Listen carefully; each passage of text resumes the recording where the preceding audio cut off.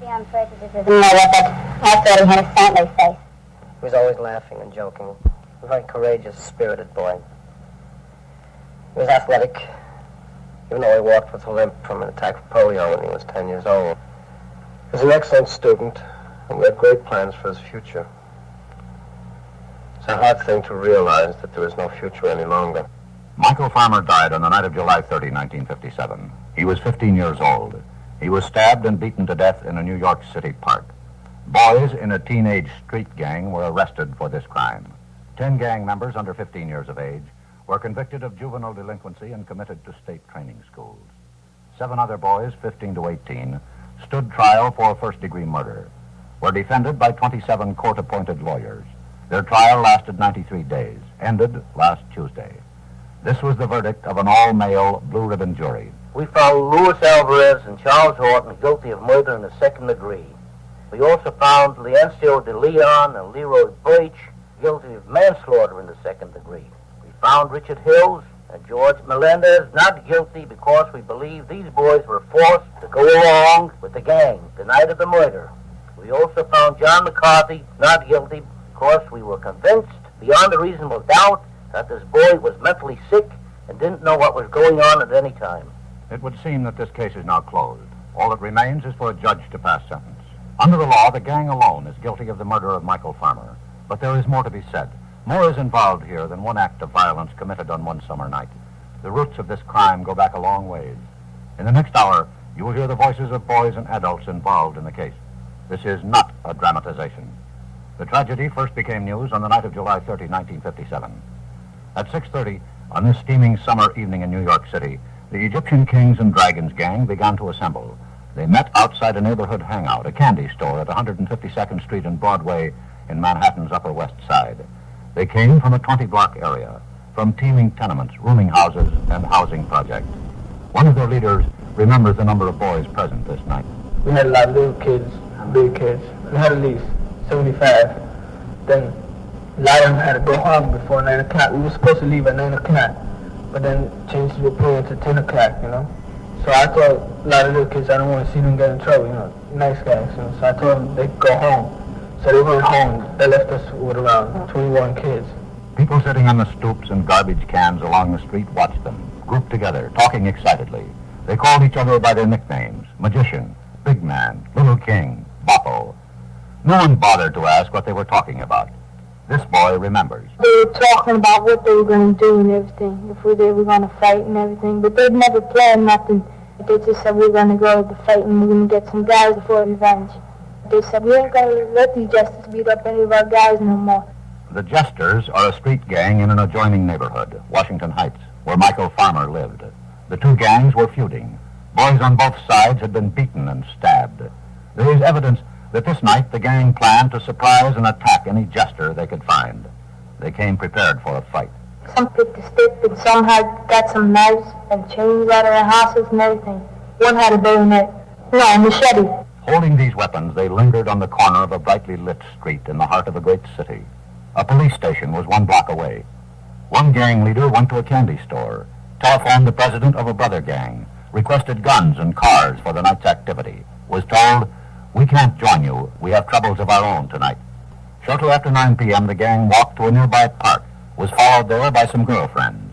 A gang member, 14 years old, continues the story. We went to a park and we sat around for a while. Then we started drinking. We drank whiskey and wine. You know, we was drunk. We started talking about girls. We started saying to the girls that if they get us, to bring us some roses and all that. That if we get caught, to write to us and all this. In 1 hour, Michael Farmer would be dead. The gang prepared to move out. Some had doubts. I didn't want to go at first, so I said, come on. So then the big guys forced me to go. I was scared. I was worried. I realized, what I was doing, I'd probably get in trouble. They left the park and headed for trouble at about 10 p.m. They walked uptown toward the neighborhood of the rival gang, the Jesters. They walked in 2s and 3s to avoid attention. Along the way, they met by chance this boy. I was walking uptown with a couple of friends, and we was coming down that way. And we ran into Magician, and then they asked us if we wanted to go to a fight. And we said, yeah. And, you know, when they asked me if I wanted to go to a fight, I couldn't say no. I mean, I could say no, but You know, for old time's sake, so I said yes. He was a former member of the gang, just went along this night for old time's sake. Next stop, Highbridge Park, within the territory of the Jesters. Michael Farmer lived 1 block from the park.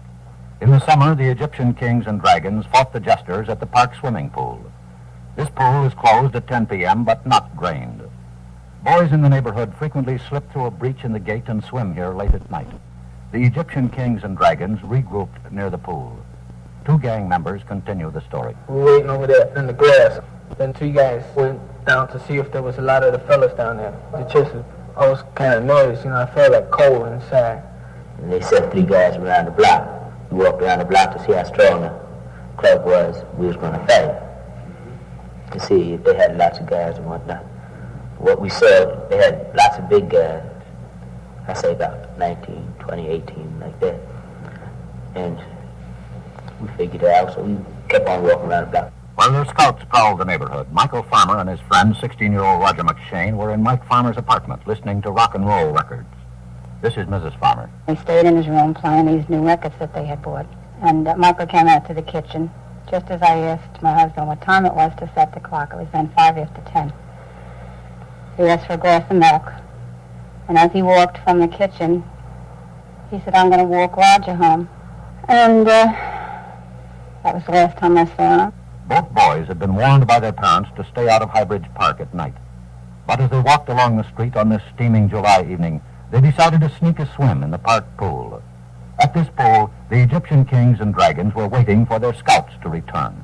Here's what happened next, first in the words of Roger McShane, then in the words of the gang members. It was 10:30 when we entered the park. We saw couples on the benches in the back of the pool, and they all stared at us.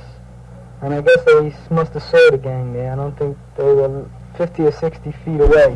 When we reached the front of the stairs, we looked up and there was 2 of the gang members on top of the stairs. There were two smaller ones, and they had garrison belts wrapped around their hands. They didn't say nothing to us. They looked kind of scared. I was scared. I knew they were going to jump them and everything, and I was scared. When they were coming up, they all separated and everything like that. I saw the main body of the gang slowly walk out of the bushes on my right. I turned around fast to see what Michael was going to do, and this kid came running at me with a belt. Then I ran myself and told Michael to run. And he couldn't run anywhere because we were around him. He couldn't run. So I said, "You're Jester?" He said, "Yeah," but I punched him in the face. And then somebody hit him with a bat over the head. And then I kept punching him.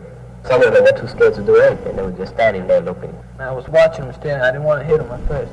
Then I kicked him twice. He was laying on the ground looking up at us. I kicked him on the jaw or something, and then I kicked him in the stomach. That was the least I could do, was kick him. I was aiming to hit him, but I didn't get a chance to hit him. There were so many guys on him. I got scared when I saw the knife fall into the guy, and I ran right there.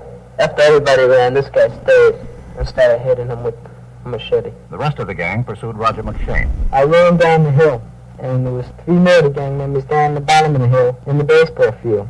And the kids chasing me down the hill yelled to them to get me. Members of the gang remember. Somebody yelled out, "Grab him, he's a jester." So then they grabbed him. When she grabbed him, he turned around and stabbed him in the back. I was stunned. I couldn't do nothing. And then he went like that, and he had a switchblade, and he said, you go here with the battle, I'll stab you. So I just hit him slightly across the knee, and I ran. Mission stabbed him, and the guy, he like hunched over. He's standing up. And I came down, I knocked him down. Then he was down on the ground, and everybody was kicking, stomping, punching, stabbing. So he tried to get back up, and I knocked him down again. Then the guy stabbed him in the back with the bread knife. I just went like that. I just stabbed with the bread knife. I was drunk, so I just, stabbed him. All I heard was the guy screaming. So he screamed like a dog. He was screaming there. And I took the knife out, and I told the guys to run. So I ran, and then the rest of the guys ran with me. They wanted to stay there and keep on doing this. I said, "No, come on, don't kill that guy." And we ran. The guy that stabbed him in the back with the bread knife. He told me that when he took the knife out of his back, he said, "Thank you." They got up fast right after they stabbed me, and I just laid there in my stomach. And it was 5 of them as they walked away. And as they walked away, this other big kid came down with a machete or some large knife of some sort. And he wanted to stab me too with it. And they told him, "No, come on, we got him. We messed him up already, come on." And they took him up the hill, and they all walked up the hill. And right after that, they all All of them turned their heads and looked back at me. I got up and staggered into the street to get a cab. Then I got in the taxi, and I asked him to take me to the medical center and get my friend, and I blacked out. The gang scattered and fled from the park. This boy believes he is the last gang member who saw Michael Farmer this night. Well, I was running up to the death. I saw somebody staggering up to the bushes, and I just looked and turned around, looked up, and kept on running. I think that was the farmer boy. He was staggering in the bushes. He left behind a boy nearly dead, continued home, had a glass of milk, went to bed. But then I couldn't sleep that night in nothing, because I used to fall asleep for about half an hour and wake up again during the middle of the night. My mother said, "What was the matter with you? You looked like something wrong." I said, "Nothing." that boy used a baseball bat in the attack. This boy used a bread knife. First I went to the river to throw my knife away, and then I went home. I couldn't sleep. I was in bed. My mother kept on telling me, "Where was that?" And I told her that I was in the movies. I was worried about them two boys. If they would have died, I knew I was going to get caught. At Presbyterian Medical Center, Roger McShane was on the critical list. Before undergoing major surgery that saved his life, he told about the attack in Highbridge Park. The official police record reveals what happened next. The speaker, New York City's Deputy Police Commissioner Walter Arnn.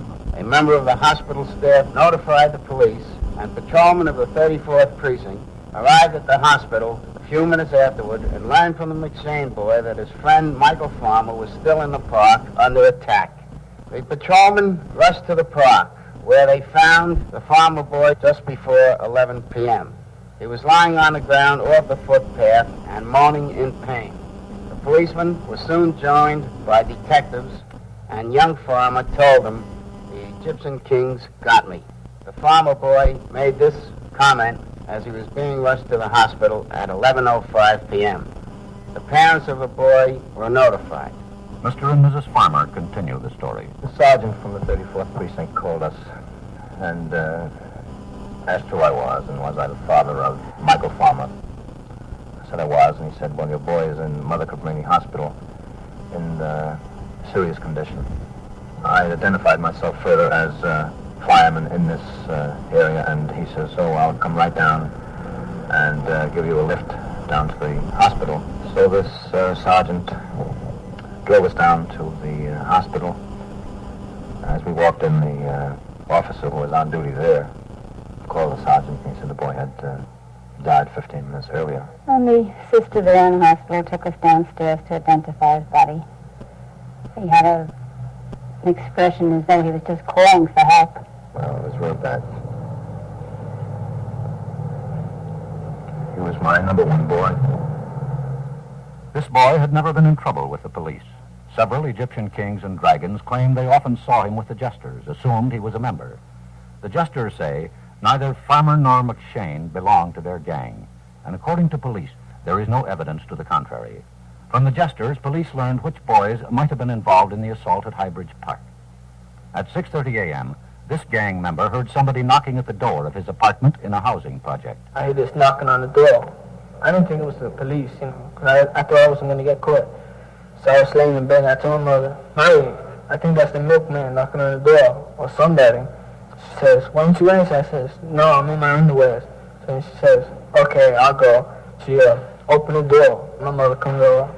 "You got in trouble last night?" And I said, "No, Mom, I haven't got in no trouble last night." And she says, "'Cause there's a policeman over here wants to see you." And I said, "What for?" And he says, "Something that happened last night." And I says, "Okay." Then I started thinking of trying to, run away from the house. So I put on my clothes and I act innocent, He says to me, "You know what happened last night?" I said, "No, I don't know a thing that happened last night. I was in the car from 10 o'clock on." He says, "What you doing in the car?" And I said, "Just driving around, talking about old things." He says, "Oh, well, if that's the truth, you don't have nothing to worry about. You like to come down to the police station with us?" And I said, "Okay." Another gang member spent the morning in children's court, pleading innocent to a robbery committed 2 weeks earlier. He was released pending a hearing. When he returned home, police were waiting to question him about the murder of Michael Farmer. This is the boy who used a bread knife in the assault at Highbridge Park. When we was going to the paddy wagon, and then, the detective, he kept on wiping his feet on my suit. So then I told him to cut it out, and he still won't cut it out. So then the sergeant says, "Cut it out." So then he said, "Hey, why don't you mind your business?" He kept on doing it. He kept on walking to sell my suit. And I just got the suit out of the clinics. I told him that I just got the suit out of the clinics. And he says to me, that's just too bad. That suit belongs in the garbage can. So he kept on wiping his feet on my suit. They kept on saying, you murder and all this. They kept on saying, you're going to get the electric chair. You're going to get the electric chair. You murder. You're going to get the electric chair. They kept on saying that to me. I felt mad. If I had a gun like that, I would have shot them all. He told us, I hate cops. The police say his story of what happened in that paddy wagon is fantasy. They also deny threatening another gang member who explains why he wanted to be caught. I was cracking off. I said, why don't they hurry up and come and get me and get it over with? So when I got picked up, I felt safe then. We went in the car, and then they threatened me. I mean, not exactly a threat, but they told me what was going to happen. I'd get beat up if I didn't talk. So I told me who's the guy that squealed, you know. Told me, who you think you're, a Dillinger or something, you know, get even with the guy? I said, no, I just wanted to know. He said, no. So he took me to the precinct. It made me laugh to see all the guys sitting there. When I walked in, I said, ha ha, you know, start laughing. So I felt all right with the fellas, you know. So my girl was sitting there anyway. You see, she had the knives. Police found 2 hunting knives hidden in the bureau drawer of a 15-year-old girlfriend of the gang. 2 gang members admitted that they gave these knives to the girl after the assault at Highbridge Park. The police record continues. A search of the gang during their interrogation yielded 5 knives, several garrison belts, and a heavy length of chain. All of the young men arrested made full admissions to the police officers and to representatives from the staff of District Attorney Hogan.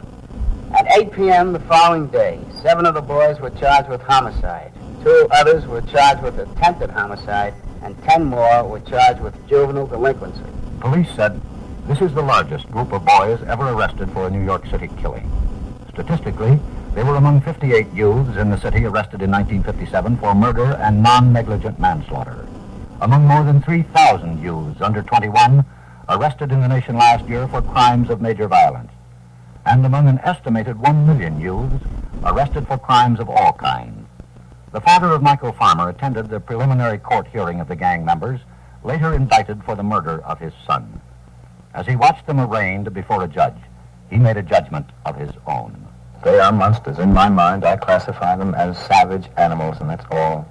I don't think that they have any civilization in them. They haven't any concept of living with other people outside of to show that they can do something worse than the other or to claim any sort of notoriety. These boys didn't even hang their heads, most of them, when they came into court. They stood erect and looked around the court for their relatives and so forth. One of them has a small smirk when he looked in that direction. They should be put away and kept away, or, if the penalty is death, to be executed. Certainly they set themselves up in the form of a judge and jury and execution squad in the case of my son. All in a matter of minutes. This is pure jungle activity. 2 detectives told the judge at the gang's arraignment, these boys showed no remorse and gave us little cooperation. At their murder trial, some of the boys testified that police beat and frightened them into making confessions. The police officers accused denied this under oath. First reports on this crime suggested that at least 1 gang member had stabbed for thrills. Police said the 14-year-old boy who used a bread knife in the attack told them, I always wanted to know what it would feel like to stick a knife through human bone. The same boy denied to us that he said that, gave us 3 other reasons for his crime. First, I didn't know what I was doing. I was drunk. I was drunk. I didn't know what I was doing. I just went like that and I stabbed him. we asked him, did you know the boy you stabbed? Answer, no, but I thought he was a jester. Question, had the jesters ever done anything to you? Answer, They kept on calling me a spick. They kept on saying, you dirty spick, get out of this bar. Every time I go in the pool, they said to me the same thing. I don't bother them because you're not the one getting the trouble with them. But one day they beat me up. You know, there was about 5 of them, and it was only me alone. They beat me up. I had to take a chance to get the guys so we could beat them up. he said his third reason for stabbing a boy he did not know involved his fear of gang discipline. See, because we said before, if anybody don't beat up somebody, when we get back, he's going to get beat up. So I said, okay. Then they got special guys, to keep their eyes on the boys. Whoever doesn't swing out, it's going to get it when we come back. They got to press to a line. We got about 15 boys over here and 15 boys over here, it's drilling like that. You got pissed with that. They all got belts in their hands. So far, we have heard that a boy was killed because other boys, most of them under 15, got drunk, wanted revenge, feared gang discipline. Only one boy, charged with murder, pleaded not guilty on grounds of insanity. He was declared legally sane.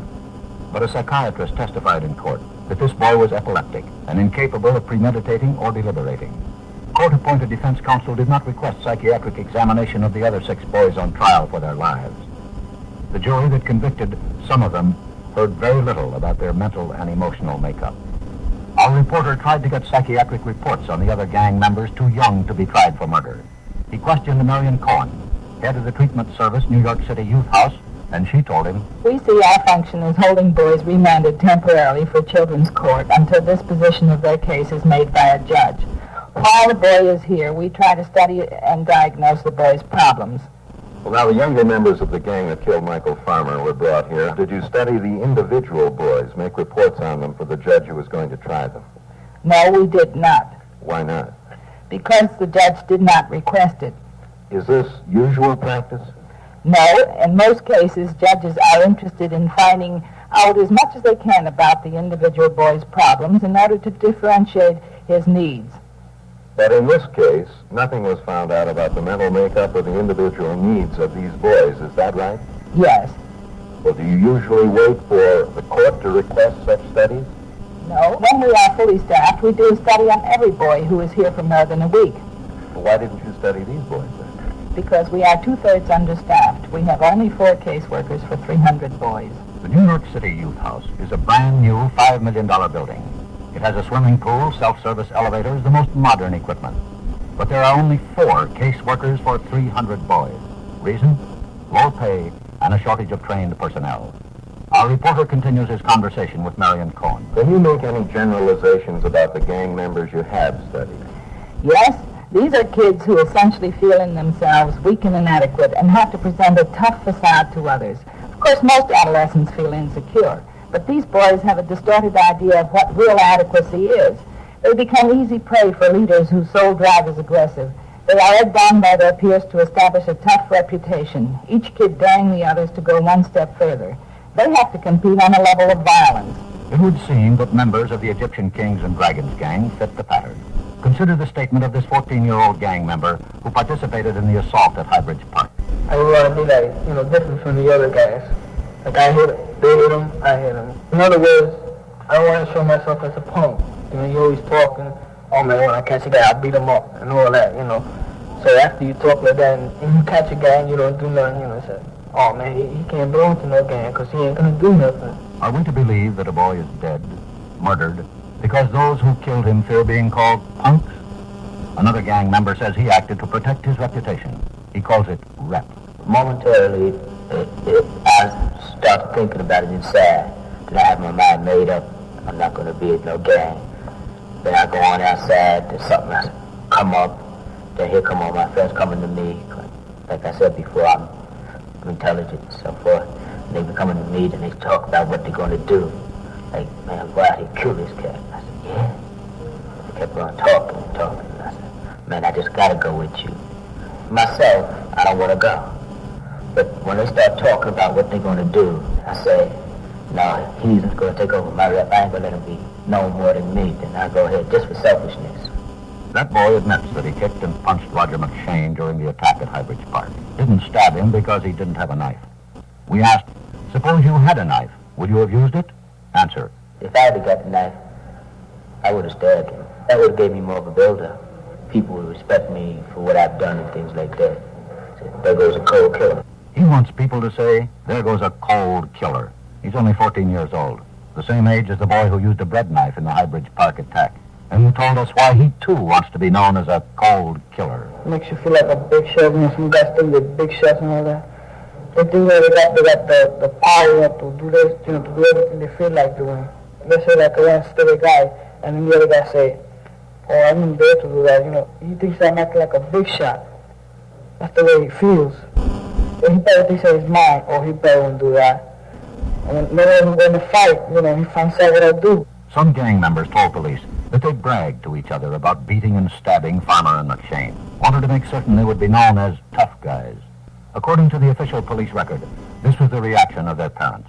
During the hours that the boys were rounded up and brought to the Wandsworth Avenue station, many of their parents came to the scene. They expressed shock and bewilderment and disbelief over the fact that their boys were being questioned by police and might have had a part in this hideous crime.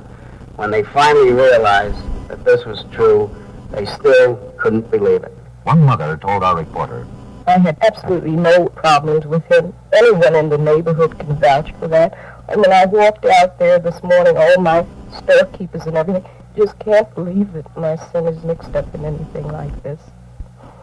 I have no idea what I can do for him right now. I doubt if there's anything that we can do for him right now. Do you plan to go over and see him? Of course, I have to go and see my child. I can't let him down now. Even though he was wrong, I still can't just turn my back on him like this. parents went to see their sons in jail. And how did they react when they saw them? One boy said, My mother said she was ashamed of me and everything, and I told her that it wasn't my fault and I couldn't help it. My father wanted to kill me at first, and after I explained to him what happened, he still felt bad about it, ashamed to walk the streets and something like that. But then, because he knew I was fostered, but he wouldn't touch me then after I told him what happened. The statement of another gang member. My father understood. He didn't actually understood, but, he didn't take it as hard as my mother. My mother, she came out of the newspaper. She had a heart attack. It's a lucky thing she's alive today. One mother talked to her son in the presence of the other boys arrested. Here is what she said, according to this gang member who was present. When she seen him, she said to him, how did it feel when you did that to Farmer? It was good, huh? Joking around with the kid. So we told her, it says, you know what your son did? He says, he stabbed him in the back. She says, she just went like that, shrugged her, shoulders. And then we didn't pay attention to her because, you don't like to see a mother acting like that with a kid, What is known about the mental and emotional makeup of parents whose children commit crimes? Dr. Marjorie Ritwagen, a staff psychiatrist for New York Children's Courts, gave us some statistics. We find that some 75 to 80% of parents of children who are brought into this court are emotionally ill or have severe personality or character disorders.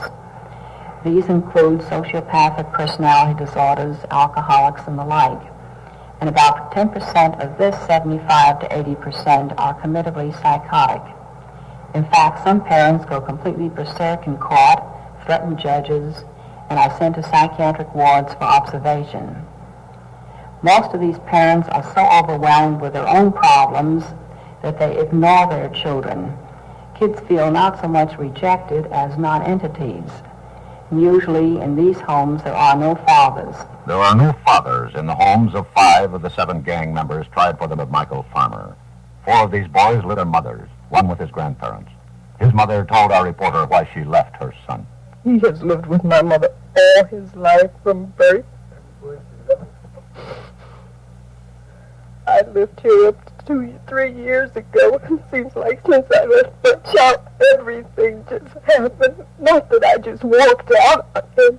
When I planned to get married, I spoke to him and everything. He just, well, go ahead. You have to have some happiness. You can't just stay with me all the time. I said, will you be willing to come with me? No, I don't want to leave my grandparents. Do you think that it would have been important if he had stayed with you?